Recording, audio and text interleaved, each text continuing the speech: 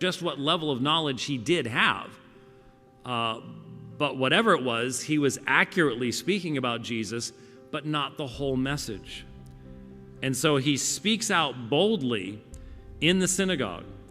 But when Priscilla and Aquila heard him, they took him aside and explained to him the way of God more accurately. Now, I want you to think for a moment.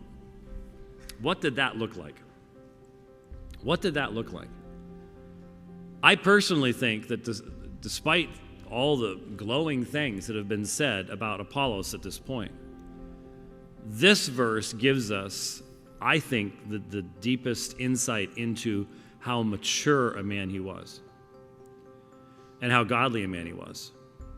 Because if you are a man of mighty speech, if you have a great deal of knowledge of your field, if you are already accustomed to speaking boldly, and two tent makers come along and say, let us give you the rest of the story. What's the temptation for almost any single one of us? To look down upon such people. What can you give me that I don't already have? They're not bold in speech. They're tent makers. And yet there is this willingness, this humility in Apollos, that instead of simply turning them off and pushing them out of the way, they explained to him the way of God more accurately. They gave him the rest of the information.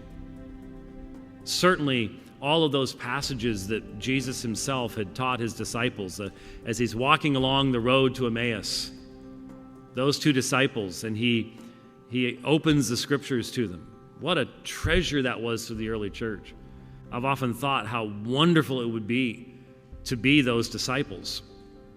But the reality is we have the New Testament. We know what text. Just look at the preaching of the early church.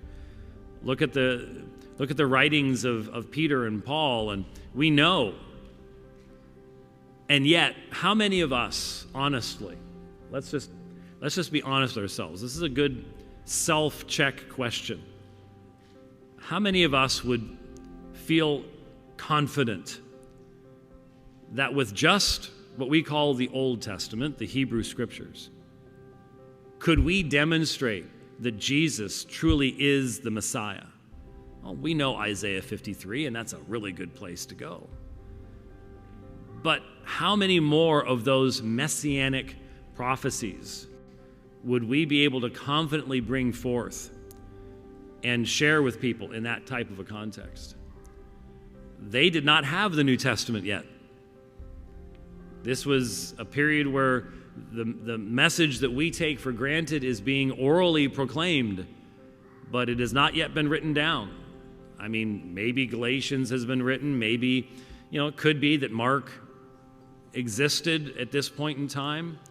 It depends on the order in which they were written, and I know scholars think they know, but personally, I don't think that we really do know the order in which they were written. But the point is, we have this entire collection, and we need to recognize that possession of the whole of Scripture, for the vast majority of the history of the church, has been the purview of the church and not individuals. I mean, there's some people have done some studies as to what it would cost just simply for the scribe and for the materials to have possessed an entire copy of the Scriptures.